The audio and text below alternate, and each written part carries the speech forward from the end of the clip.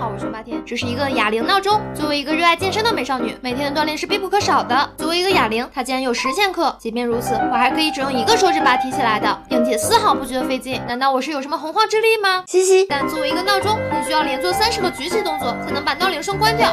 在此期间，你要一直忍受高频率刺耳的噪声。这是什么神仙设计啊！